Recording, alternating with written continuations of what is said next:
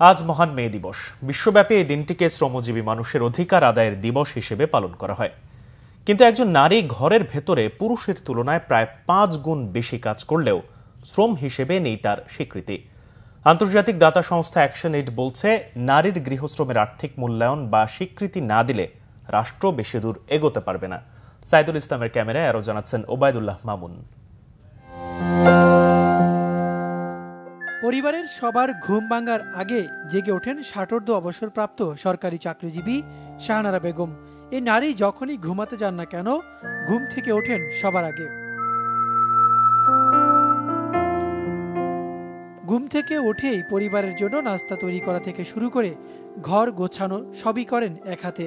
শুধু কি তাই, বিশাল বড় বাড়ির আঙিনাও পরিষ্কার পরিচ্ছন্ন করেন নিজ হাতে। কিন্তু বাড়ির কাজ করতে করতে রাতের পালা, নেই যথাযথ বিশ্রাম কিংবা নারীর অর্থনৈতিক নিরাপত্তাও। এত কাজ আর ক্লান্তির পরেও দিন শেষে সমাজের দৃষ্টিতে তিনি বেকার গৃহিণী। নারীর গৃহস্থলী কাজকে স্বীকৃতি দেওয়ার দাবি জানান তিনি। সেই ভোর 4টা বাজে উঠে উজু করে নামাজ পড়ে তারপরে সে রান্না করে যাইতেই হবে। রান্না করে সবাই নাস্তা পানি তৈরি করে, তারপরে বাচ্চা করে স্কুলে পাঠায়, স্কুল থেকে আবার আনতে হয়, আবার স্কুল থেকে আনার পরে বাচ্চাদের আবার গোসল করে, আবার খাওয়া দাওয়া করানো, স্কুলের মাস্টার আসে, হুজুর আসে, এটি খাওয়ানো দুপুরবেলা, তার স্বামীর সেবা সূত্র যা আছে সব খাওয়া দাওয়া, মেহমান এলে মেহমানদারি করা, এটি কি কাজ না? এটি কাজ বলে মনেই করে না। BIDS এর গেল বছরের এক গবেষণায় দেখা গেছে, 2021 সালে নারীদের বেতন ছাড়া ঘরের কাজ ও শিশু সহ পরিবারের অন্য সদস্যদের দেখাশোনা বাবদ আর্থিক খরচ আনুমানিক 5.3 ট্রিলিয়ন টাকা, যা দেশের মোট GDPর 14.8% সমান।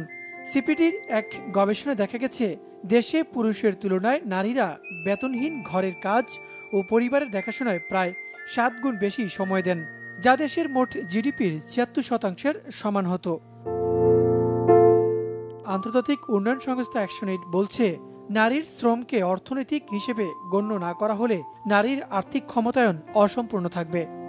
দেশের অর্থনীতিতে এই শ্রম, এই অবদানটাকে স্বীকৃতি দিলে তখনই কিন্তু এইগুলোর হিসাব চলে আসবে। এত ঘন্টা কাজ করলে কি হতো, এত জিনিস এই কাজগুলো করলে কি হতো, এগুলো চলে আসবে, তাই না?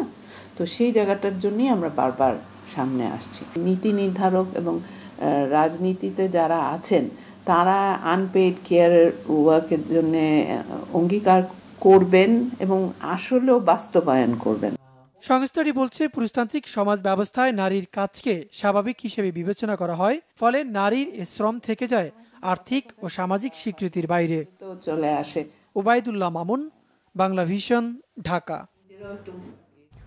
পূর্ববিরোধের জের ও তুচ্ছ ঘটনাকে ঘিরে ব্রাহ্মণবাড়িয়ার সরাইলে 2 গ্রামবাসীর সংঘর্ষের ঘটনায় উপজেলা নির্বাহী কর্মকর্তা এবং ওসি সহ অন্তত 20 জন আহত হয়েছেন। বুধবার রাতে উপজেলার চানমনিপাড়া গ্রামে ঘণ্টাব্যাপী এই সংঘর্ষের ঘটনা ঘটে।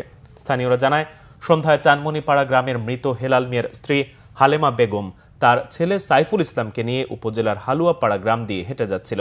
এ সময় মোগলটোলা গ্রামের মোহাম্মদ আলীর ছেলে তৌহিদুল ইসলাম ওই নারীর দিকে তাকালে সাইফুল ইসলামের সাথে তৌহিদুলের বাগবিতণ্ডা হয়।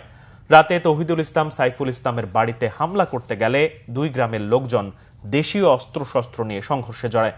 ঘণ্টাব্যাপী চলা সংঘর্ষ থামাতে গিয়ে উপজেলা নির্বাহী কর্মকর্তা মোশাররফ হোসেন এবং সরাইল থানার ভারপ্রাপ্ত কর্মকর্তা মোহাম্মদ রফিকুল হাসান সহ 20 জন আহত হন।